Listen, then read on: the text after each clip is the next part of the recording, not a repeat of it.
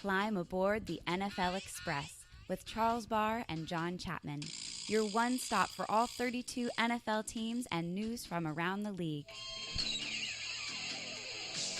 Choo choo! What up, man? What's up, man? Today is great. This is so fun. I'm excited.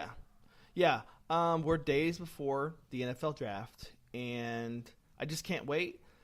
And selfishly, because finally actually get to start diving into dynasty stuff. That's the thing that's got me the most pumped up this year, if I'm being completely honest. You get all the landing spots, who's going to be the most valuable. You get Right. to start doing your mock drafts. Yeah. I mean, it's going to shake up the dynasty rankings of who guys, have. I mean, A.J. Brown could go straight to the top over everybody else, just depending on the right landing spot. He goes to the Colts, man. Oh, my gosh. Yeah. So, absolutely 100% pumped up for that and the food. But also, and I'm not a country fan, but there's going to be like a bunch of country bands playing for free in Nashville. Yeah. I'm not a country guy at all. I'm actually the opposite of that.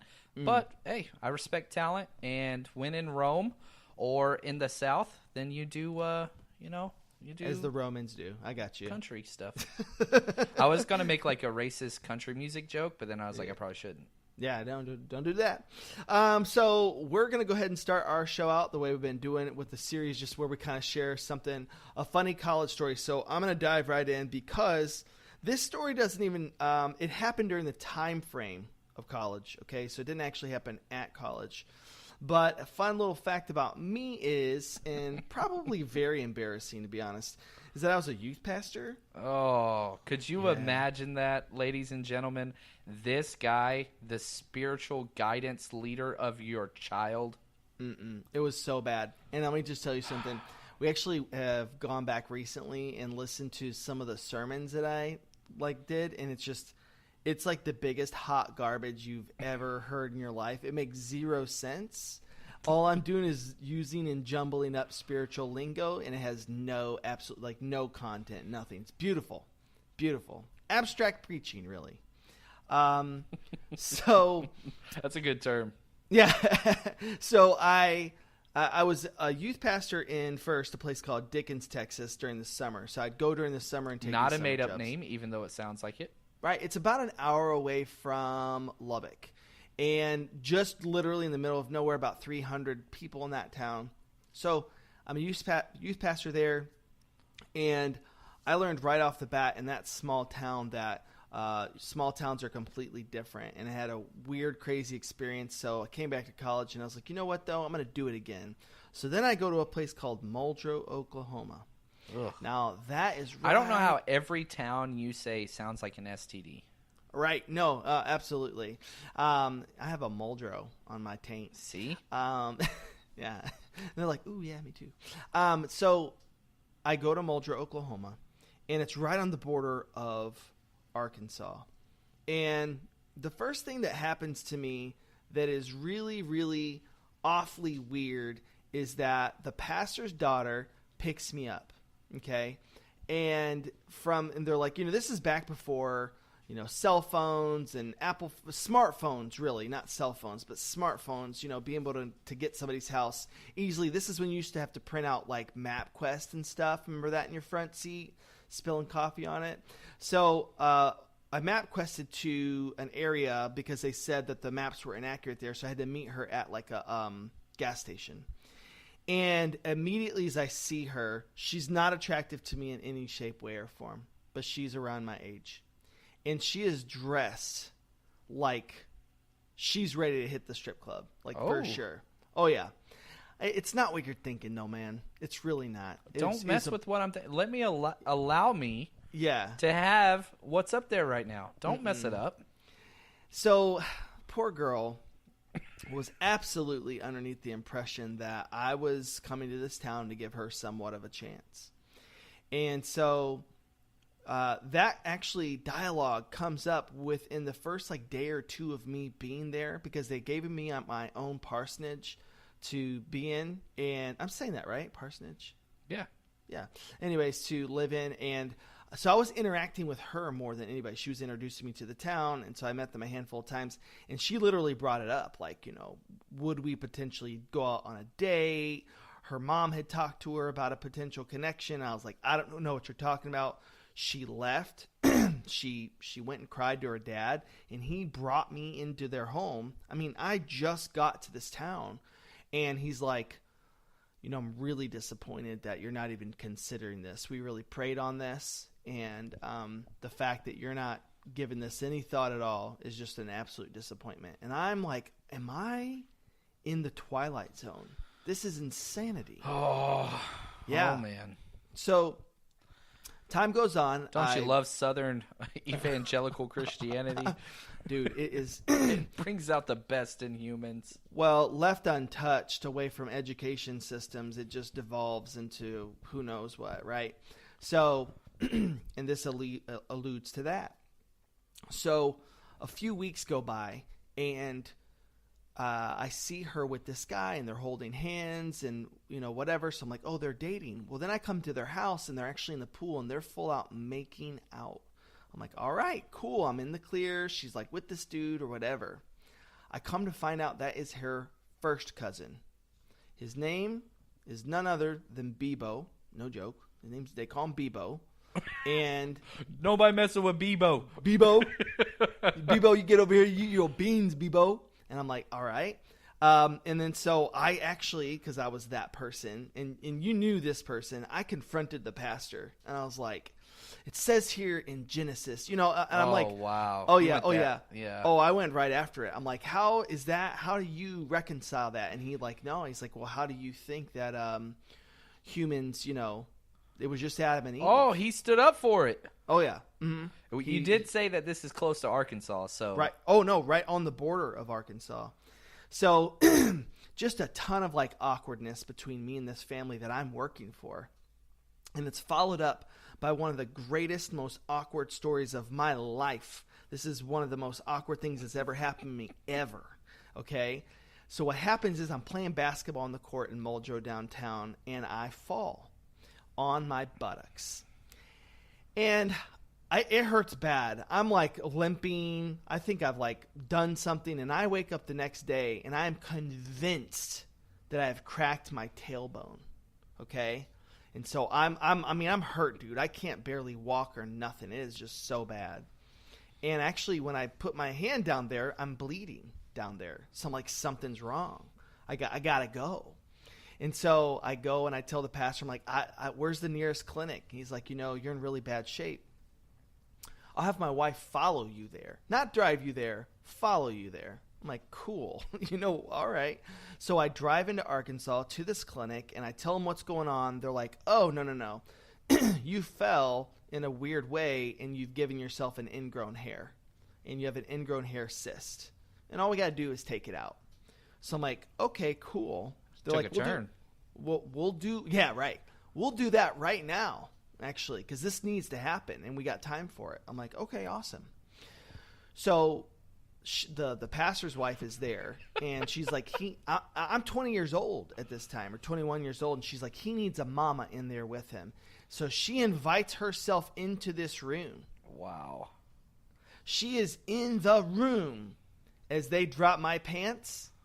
And I want to let you know, in this soap opera, it's an all-female cast except for me. Dude. Okay? This is like, not. Dude, no, this is like the makeup of several videos that play on certain websites. Listen, man. I don't want to go to those websites if it looks like what actually happened to me. This is bad. So she's just... Now, here's the thing. They've got me bent over, pants down, butt up in the air. You're not helping your cause, man. No, I'm not. Not at all. And she's just watching me, just looking at me. And then the female doctor comes in, and I swear to God on everything, two, whatever they are, people who are shadowing her are with her, and they're both female, and they're both decent-looking human beings. So the question is this. Is Yeah. it better when they're attractive, or is it worse? It is worse because I want to be at peak performance. I want my guy to be looking his best. And when you're bleeding out your anus, probably not peak performance. No, I'm like no longer sexual appetite at all. Never can. That usually doesn't happen to you until after your sexual experience. Oh yeah, exactly. Very good, John. Very good. So, I'm telling you what, like, hook me up to like a lie detector test, because you just gotta please believe me when I say this. So they go in and they're like, we're gonna numb you. Obviously, because we're going to cut this thing out. And they're like, but usually we, do no less than 4 shots in this area. But we've only got 2. What? And, yeah. But don't go to Arkansas or Oklahoma, human beings. That's the story here. Yeah, yeah. And so she's like, but I think we're going to be all right. Swear to you on everything, that they wet a rag and they stick it in my mouth for me to bite down on as they cut this cyst out on half a dose of what was supposed to numb me. And I'm screaming like a pig, dude. And it was brutal. It was so painful. So then they give me hydro whatever and send me on my merry way to drive home. They assumed she brought me, but I actually drove myself, and she pieced out, and I didn't know any better, and I drove, and I had to pull over and fall asleep. I was like on the highway. I just had to pull over and fall asleep. It was insane, like backwards. I felt like, honestly, Twilight Zone, and it was just an awful experience. And like, I can't, the way that I'm telling it is a dark humor, and believe me, it is just that, because just the moment of having all these women stand around this young guy, having his butt getting cut out, and just me screaming to the top. It was just the most embarrassing thing. Did you get any of their numbers? None. I got none of their numbers, and I had to still see Bebo on regular occurrence, and he didn't like me at all. Bebo. He just would stare me down. And I had to Baggins. And I'll tell you something too. I had to wear a pad. I had to wear one of those. I remember this. Yeah, exactly. I had to wear a pad to not bleed through my boxers, because he was bleeding down there all the time. Okay, and I had to sit on a little blow up balloon thing on my chair, like I'm a toddler and I need a pull up thing. Jesus, dude, it was bad. All because you suck at basketball. That's the goal. That's the thing. Yeah, right? Exactly. All because I just jumped too high and I dunked too hard. That's what it is, man. Yeah. We have like 5 stories that started with basketball that went horribly wrong. Yeah, maybe that's a pattern. Just saying. Just saying. All right, man. That's my Usher confession. So the title of this story is going to be somewhat tampon. Here we go. Yeah, or pad. Tampon. No, not tampon, because a tampon is you push it up in your butt. Oh, my bad. You can tell. Yeah. You know the difference between these things. I don't. Yeah, exactly. I grocery shop. Let's do this. Arkansas / Game of Thrones. Why Game of Thrones? Because the whole inbreeding thing with the cousin story. Oh, true. Yeah. So, Arkansas, Game of Thrones with butt bleeding, non-porn. I'm just going to keep going. Pad. You can't do that. You can't do that. You're gonna break the internet. I know. iTunes took a while to publish our last episode, like an extra day, because porn was in the title. So that's amazing. And I know it said explicit. If you go on the page, it says explicit. Oh my God. All right. You know what we're going to do first is I'm going to jump into Mike Mayock and John Gruden. What's going on over there? Man, so the Raiders, they're doing things very different than all other teams. That's for sure. And so whenever they hired Mike Mayock, which I'm a big fan of that, and a TV analyst, guy that's been doing it for a long time, and then you put him in charge of the GM, and John Gruden, who's another TV guy, they're very weird individuals. Here's how I would put this. John Gruden's a child that thinks he's right over the world, and Mike Mayock is a person that doesn't trust anybody. So the story that has been put out there on Twitter, he goes out to eat with his daughter during the combine, and he gets up to go to the bathroom, and he brings his notebook with him to the bathroom. Like, he will not allow, like, he won't even let his daughter see it. Like, that's just who he is. And so the idea is this. They dismissed all scouts and talent evaluators 6 days before the draft and said, you guys are done. We appreciate you guys. Go home. We do not need you guys any longer. They don't get to see the big board. And basically now it's just a two-man show between Gruden and Mayock. Yeah. So before we overreact to this, let's step back just a little bit. A lot of different scouts have, echoed throughout Twitter, kind of if this is normal or not. Usually, scouts don't get to see the final big board. With most about half teams don't get to, because leaks and all that kind of stuff. They go through the evaluation process, let them know on all the players, and then the GM and the coach make the final one, whatever else. But this is the extreme version. And Gil Brandt even told a story about how they knew that they had a scout. One of their scouts was leaking information. And so they told each one of the scouts individually that, hey, we're really high on this guy. And then they waited. And sure enough, a day later, this is when Gil Brandt was with the Cowboys. A day later, the Dallas Morning News puts out an article saying the Cowboys are going to draft so-and-so. And they knew right away who it was because they just a very Tyrion Lannister approach to things. Wow. And so, yeah, it's weird, right? But the problem is this. Mike Mayock's talent evaluation is legit. Even John Gruden's he has a type of player he's looking for. Yeah. But whenever you just boil it down to just two people during the draft process, that's problematic. And I don't care if they're the two best ever. It's just, why do you have scouts if this is what you're going to do? I don't know. How do you feel about it? Yeah, I mean, I think that, I've never been in a war room, but I would imagine that it's not necessarily about picks 1 or 2. Right. It's really the scouts and all that quick information that you need to have as things pop up.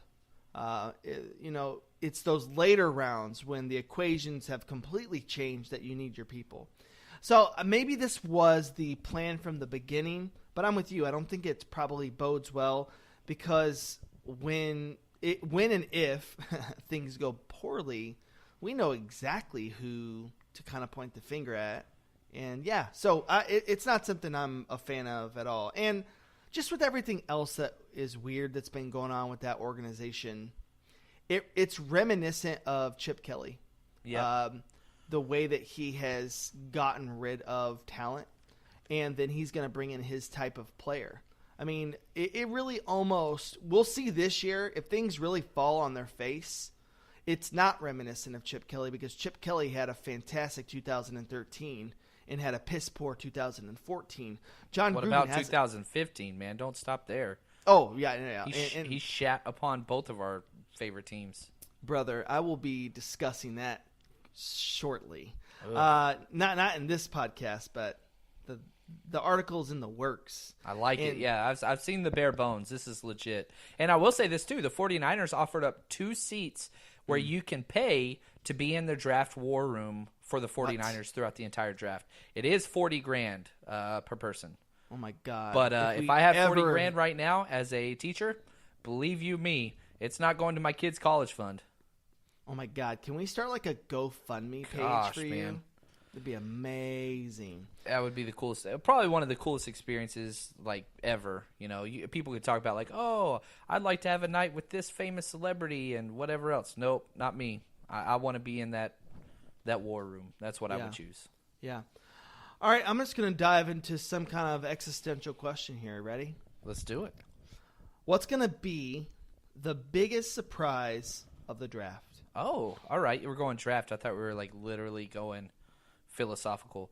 I think the biggest shock, and it's starting to hit the Twitter sphere today, the order of quarterbacks is way off. Okay. We started off this whole process, Dwayne Haskins as QB1, and Kyler Murray was a question mark. Is he going to play? Whatever. Then he says, yeah, I'm going to play. Now Kyler Murray's the unquestioned number 1 and might go number 1 overall. I think there's about a 50 to 60% chance that does happen. However, the QB2 is not anybody that they think. Now, this is not my evaluation. I have Daniel Jones ranked very far down in the process. I think I have him number 60, I believe. Wow. But Daniel Jones, it's looking like, is a very strong consideration. I have him number 90, sorry, of going as the second quarterback as early as number 6 to the Giants. And here's the thing, like, the things that are coming out today is there are several teams that have Daniel Jones as their number 1 quarterback on their big board. And I believe it. And here's a big reason why I believe it. You know, if you watch Indianapolis Colts, they're putting out like a small little thing where you can go through their scouting process. It's awesome. It's called With the Next Pick. It is absolutely incredible. It's about 4 different parts, about 5 to 7 minutes each. It's amazing. But there are several teams in the NFL that whenever they do their scouting, if you don't hit certain measurements, they literally wipe you off the board. It doesn't matter what your film is. If you don't hit certain parameters for that position, they do not care about you. So because of that, there are going to be teams that do not have Kyler Murray on their big board at all, you know, being 5'10", so tiny, all those things. They just don't want that. So if you go to the traditional old school approach, somebody like David Gettleman, the GM there, or the Colts, like they want specific things for each position.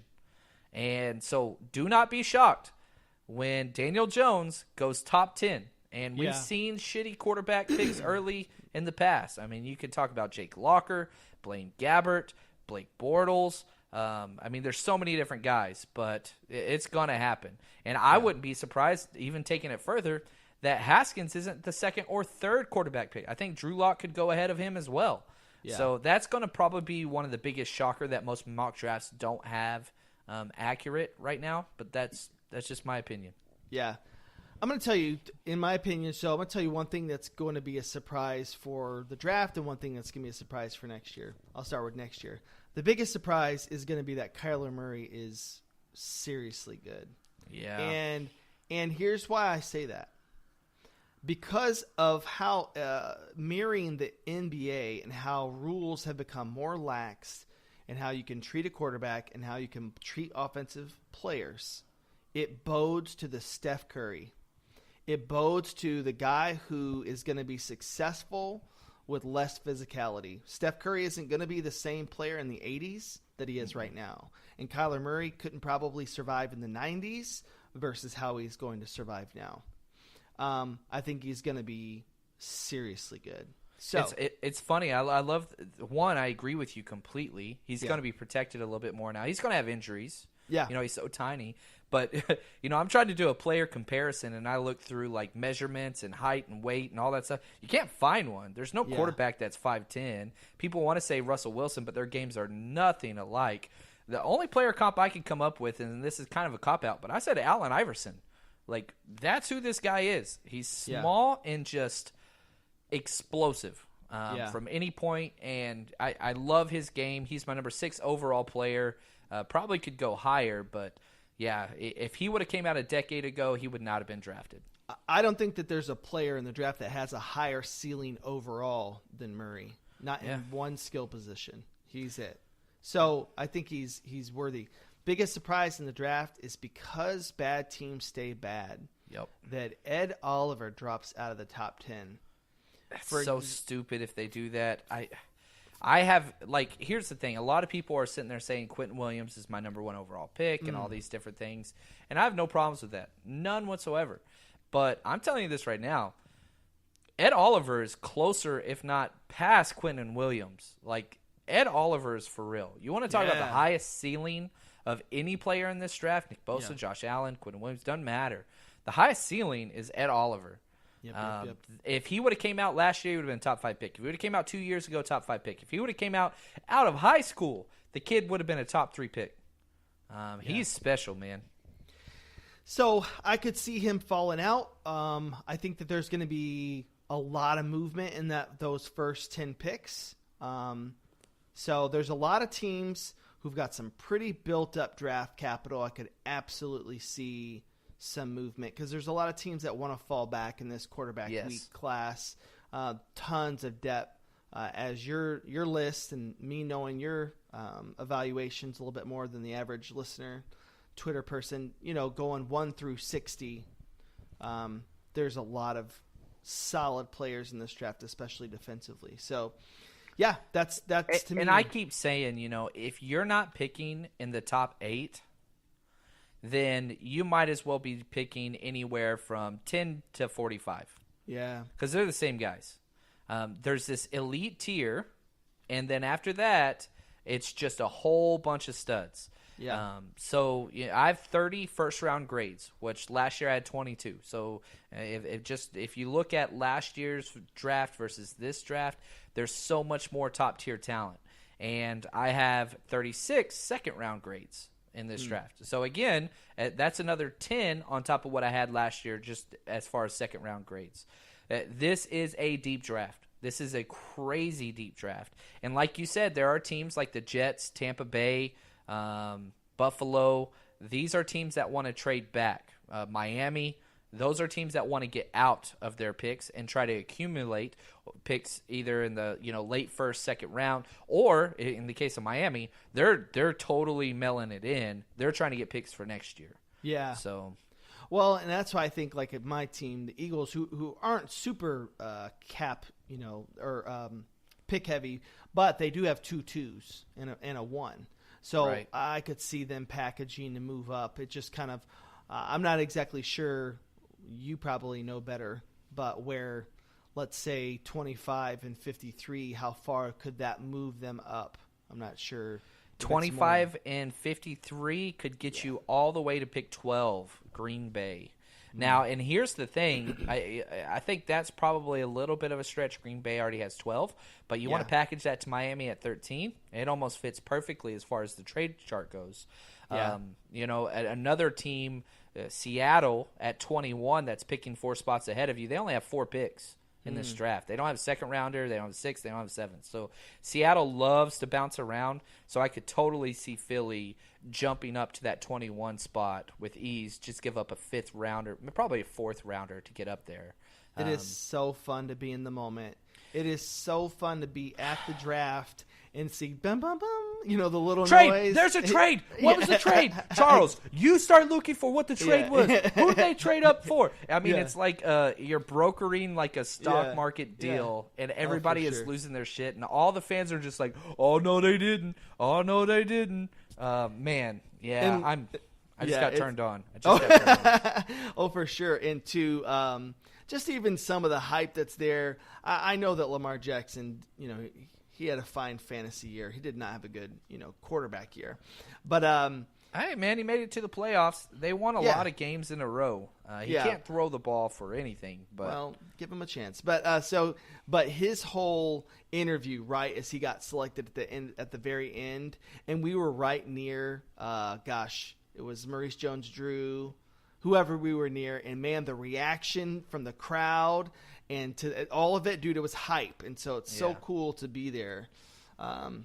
Something hopefully everybody gets to experience. Who's a fan?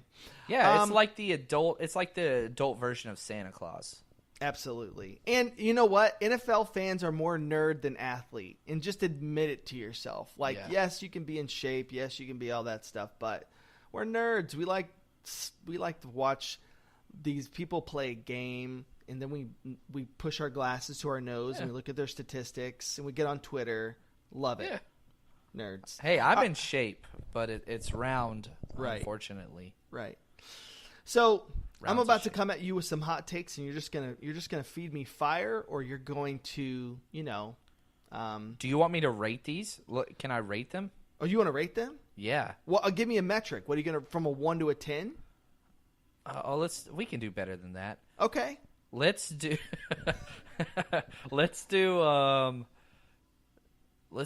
hot celebrities. So yeah, let's do Selma Hayek is the level 10. Oh, is she? Like right now, Selma Hayek. Like, is she I hit puberty 10? to her, so watching. Okay, From well, Dusk Till Dawn reference was her the one I on Wild West with Will Smith. Okay, maybe Good. there.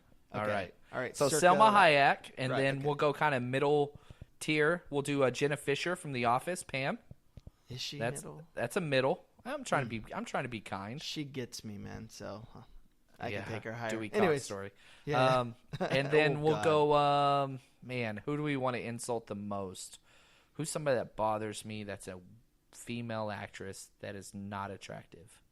Rosie O'Donnell. All right, perfect. There we go, okay. Rosie O'Donnell. So those are the three.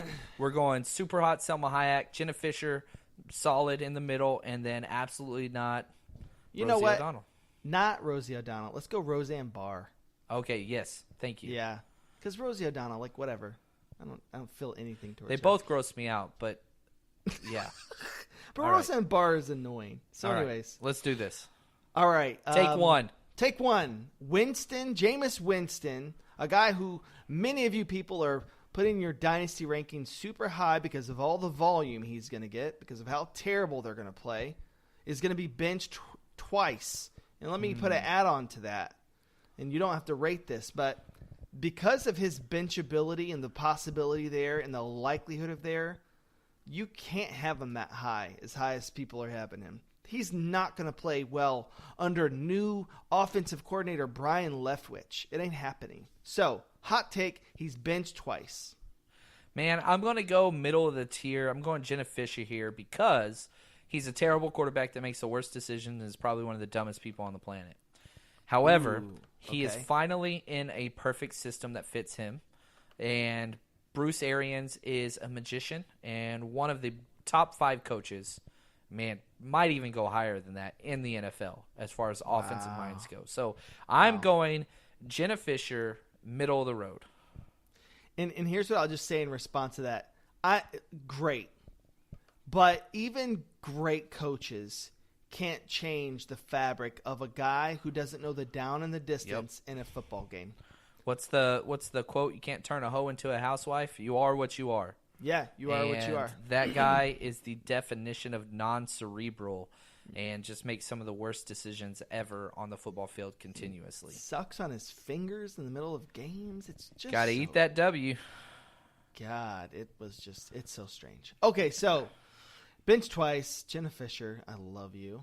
Here we go. This is my hottest take of the whole summer. Ooh, here we go. Nick Foles finishes 14 among fantasy quarterbacks. Fight me. Fight me. Top 14, so you're saying top half. Yep. But as the Jaguars quarterback, that's almost impossible. I'm going to tell you why. I know Blake Bortles did it with rushing. No, I'm going to go Selma Hayek hot here because, man, they just run the freaking ball there. It's what they do. And he doesn't have any rushing potentials. Big Dick Nick, it drags him down. It's like an anchor. Yeah. So I'm going to tell you right now, and I won't ruin everything for the article that's going to come out. And here's the thing. I get it. He does not have the most dynamic offensive weapons around him. They're okay. Like, D.D. Westbrook, Marquez Lees, Keelan Coles, Chris Conley, who was a weird kind of acquisition for them. But he's got solid receivers. And I think he's got some speed to take the top off. Hopefully they get some pieces in the draft. And there's still also some free agents out there that they could make it work. But here's another reason why. First is they have one of the weakest schedules in all of the NFL. So they're getting a last place schedule. They have to, their traveling is not as bad as in years past. Oh, and Nick Foles' offensive coordinator is the guy who was his coordinator when he won Super Bowl MVP for the Philadelphia Eagles. Here's the thing that bothers me, Charles. Yeah, let's get this. What is your infatuation with the quarterback of the Jaguars, man? Well, it's him. It's just I don't get Nick. it. It's just Nick. No, it's just not him. because you love Bortles the past 3 years. Yeah. No, I didn't love Bortles. I think you're taking it far. You fucking loved Blake Bortles. No, I just bet on him. Not because I thought he was good, but because I just thought that they could win games with that defense. Don't do that. Don't do that. All right. Nick, listen, and I'll go into this further at another point in time, but Nick Foles has never been given a chance to have legitimate success in the NFL. Jeff Fisher gave him a chance. Yeah, he sure did. Chip Kelly traded away everybody he's ever loved and known. And so, anyways. So, and two, I mean, I just think the guy is absolutely they won the Super Bowl because of him. That is an anomaly. We're working with a variable we haven't seen before. And so, for that very fact, I've looked through, and I know that people will try to make some paper comparisons with him, but you can't. He's unlike anybody else. And so I think that because of that, I'm betting on his transformation and what we've seen out of his. Let's think about the last 8 games that Nick Foles has played. Who is that quarterback? That quarterback's one of the baddest motherfuckers in the NFL. He went toe-to-toe with Tom Brady and took that shit. He went into Chicago and he beat up on the best defense in the league. So that's the quarterback I know, and that's the quarterback I'm betting on. So let me just say it. Selma Hayek. Woo! God, dude. And you know what? In that dress, though. Are you talking about Nick Foles or Selma Hayek? Yeah. Let's see. David Johnson. When they draft Murray, and hopefully the Cardinals will, I really believe is going to get back to his peak form. Gosh, I hope so, man. And here's what's crazy. You know, if we talk fantasy-wise, he finishes the number 8 running back last year. I mean, he was consistent on one of the worst teams, you know, in the NFL. But, dude, I'm with you 100%. He is an absolute top-tier guy, and in what Kingsbury does, the receptions are going to be off the charts. He's going to get the ball in space, especially if they draft Kyler Murray. I am going Roseanne Barr. Not attractive because I think it's just, I agree with you. Okay. Wait, so I guess I'm okay, so Roseanne Barr is good? No, I'm saying you're not going out on that much of a limb. I think it's not a hot take because it's so factual. I think I get it's it just now. happening. You just learned your own game. Okay, I just learned my own game. So the next one then might seem in that fashion. So hold on. Here's what I would say would be a Selma Hayek. If you said that he finishes in the top 2 running backs in fantasy, then I would say Selma Hayek. Just saying he's good or going to return. They don't have the offensive line for that. I mean, I would absolutely go there once they improve that O-line. I mean, no question. And I think that they also have draft capital to get some more playmakers. All right. Next up is Falcons offense finishes top 5 overall. They got rid of Sarkisian, new O coordinator in the building. Another year with Ridley. Refining already what was a fantastic rookie debut. They lose Tevin Coleman. They didn't really miss him much. Ito Smith easily fills his role. And the Falcons ball out on folks. And I also think the reason for the volume that I'm going to give them as a top 5 offense, I think that their defense will continue to let them down. And they're just going to kind of be a defense I think that people pass and run on. So, real quick question. Yeah. Is top 5 offense, is that points scored, total yards? Like, what's your metric? I'm going overall yards and then overall points. So, like, you know, there's both. Both. Yeah, there's those composite scores that they put that's like yards, touchdowns. It kind of like factors in everything. So that was more, I was thinking of a composite of just total offense. Gotcha. The differential, all that. I'm going to go Jenna Fisher here, and only because they finished as the number 6 and 10 offense last year. I have it in front of me. So 10th in points, but 6th in yards. So they're close. And I believe in this offense. I really, really do. They have so much personnel. Offensive line's not the best, but it's decent. Matt Ryan, he's put up great numbers. I've never been a Matt Ryan guy. But it's been consistent. Julio Jones, unreal. Calvin Ridley. So I'm going to say Jenna Fisher. That's a middle one. But you're saying they're going to improve? I like it, even though they fired their offensive coordinator. Right. But they also, Sarkisian. But, just another quick note on the Falcons. It would really make sense for them to address the tight end position, even though they have Austin Hooper. They run such the two tight end set so much right now. It's definitely gaining flair in the NFL. They could make some ish happen with that. Yeah, they got Logan Paulson, who's there, which, yeah. But Austin Hooper had a great year, man. Yeah, definitely a dynasty his best steal. Year. Yeah. All right. Come on. Bring the flames, Charles. Yeah, Bring Antonio Brown revives Derek Carr's career for 5 games and then tries to physically assault somebody. Gruden, most likely. Both those things have to happen. So, man, yeah, this is Selma Hayek. So, awesome.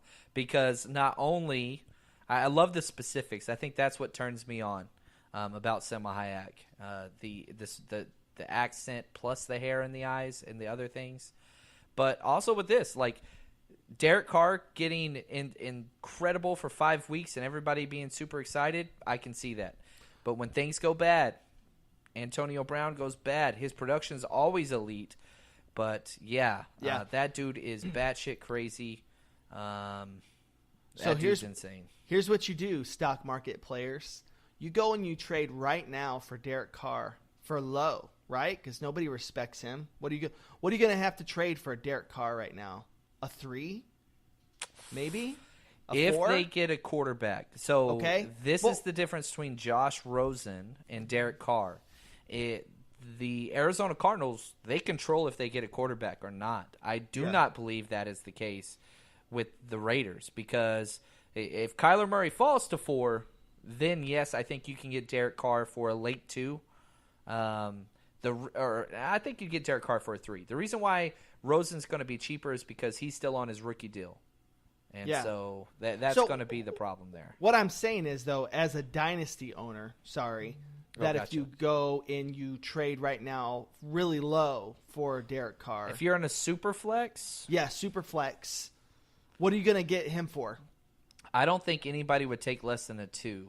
So you could probably get him for a 2. A 2. And like a player. A third, right? Your third wide receiver, fourth wide receiver, or like something like that. So, and you can get Carr.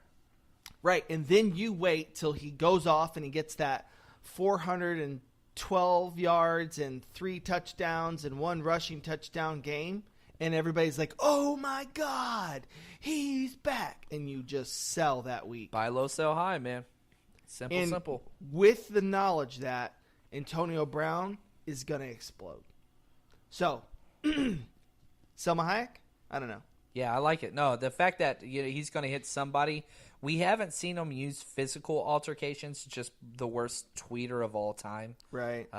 Dude, how do you bash Juju Smith-Schuster, first off, at all, and then snapshot him messaging you whenever he was still in college saying, can I learn something from you, as an insult? Why is that an insult? I don't – Yeah. Anyway. He's just – it was just one of the saddest things we've seen, and almost scary to a degree of, like, for him. Scary for him. Like, where are you at, man? Are you, like, mental health-wise, you okay? Because, like, you're just, like – you look disgusting right now, and you're picking on a kid. I mean, I know that these guys, you say they're adults or whatever, but what's Juju, 24? Yeah, he's young. Yeah, man. I mean, come on. Don't be a dick, dude. Yep. He's young. Like, he looks up to you, and you're going to pick on him for that? Stupid. If you're in an altercation and Ben Roethlisberger's involved and somehow you're to blame, that should tell you something. For sure. But that's the way it goes. Yep. Here we go. Chiefs produce a new stud wide receiver in the absence of Hill and an injured Watkins. So Hill's suspension or release, to me, is inevitable. Yeah, it's coming, man. It's that guy. If you don't know, Tyreek Hill was a piece of shit before this incident. The report, he choked out his pregnant girlfriend. So, leave that. That's all you need to know. The Chiefs should just trade him to Washington right now. But that's the thing. Like, everybody jumps on John Dorsey's like, oh, he's amazing, such a great. John Dorsey is a human piece of shit that allows this to continue in this league because he's the one that, drafted Tyreek Hill in Kansas City. Yeah. He's also the one that once he left Kansas City, then signs Kareem Hunt after the fact. Like, he has no problem with people that beat the shit out of women. He has no problem with that at all. Yeah. And he's going to hide behind, second chances and all this stuff. Yeah, they deserve second chances, and I believe in our justice system to a certain degree. That's fine. But that doesn't mean that you would put these players in a position to be heroes to these little boys growing up. Yeah. John Dorsey is a human piece of shit. Like, I will say it to his face. No problem. Dude. Oh, yeah, he's awful. He's just awful. Like Tyreek Hill or Kareem Hunt are. Like, yeah, they made mistakes, and they can apologize and all these things. That's great. But I don't want to see you on my TV, and I sure as hell don't want you to see you on wearing my team's jersey that I root for my son, like next to my boys with. Like, yeah. I can't do that. So when Reuben Foster, I'm an avid Niners fan, obviously, I had to explain to my son what Reuben Foster did, and I was a huge Reuben Foster guy. Yep. And, like, at some point, the sports, which are very trivial, I love them very much, but I can admit it's trivial. Like, you have to stand for something. And, Tyreek Hill, the claims out there is that he broke his son's arm, who I think is 3 years old. Well, he just got removed from they removed his son from custody today. So, yeah. Oh my gosh, man. Shitty. So shitty. I'd say I'd fight him, but he'd kick my ass. But I'd still fight him. Yeah. You mess with kids, I hate you. And it just feels shitty for that kid, those situations. So he's going to be released, right? Or going to be suspended. Watkins is just due for an injury. For sure. I mean, they lost Conley too. And they lost Conley. I think that pay attention to not even the first or second offensive weapon that they draft, but all the way down the line, I'm going to be, especially in deeper dynasty leagues, I'm going to be paying attention to camp, because the guys who are lining up 4th and 5th could be guys in practice squad even, or guys who could be seeing some pretty significant targets. And again, in that offense, you might be saying a guy's name who we're not even mentioning at the top of, we're talking about a guy maybe projected in the 4th or the 5th round wide receiver who may be getting tons of fantasy value. So let me tell you, let me go through their depth chart at wide receiver, and you give me just an instant reaction on this name, okay? You ready? Okay, here we go. Demarcus Robinson. Oh, no. Kelvin Benjamin. Oh, God. Marcus Kemp. DeAnthony Thomas. Is he a wide receiver, though? Yeah, they used him as one. He split out more than he's more of a returner, but you're right. Yeah. He had 27 receiving snaps last year. Cool. David Grayson, never heard of Sammy Coates? You know what? Not terrible, right? And Gireg Dieter. Nope. That's it. That's what they got. So absolutely, right? So outside of Watkins and Hill, there could be some volume guys there. Wouldn't be surprised to see them really kind of dive into free agency here soon. If they have if they have somebody who I'll give you one. Here you go. React to this, John Chapman. They picked up Dez Bryant or Michael Crabtree. You're not telling me that those guys aren't due for some wide receiver 2 looks? Yeah, I think you're right. You're right, man. Sure, with Pat Mahomes throwing left-handed. So anyways, that's probably more of a Jenna Fisher take. Yeah. Those things are bound to happen. Yeah, I'm with you. Jenna Fisher. Oh, all right, next is Devontae Parker gets loose.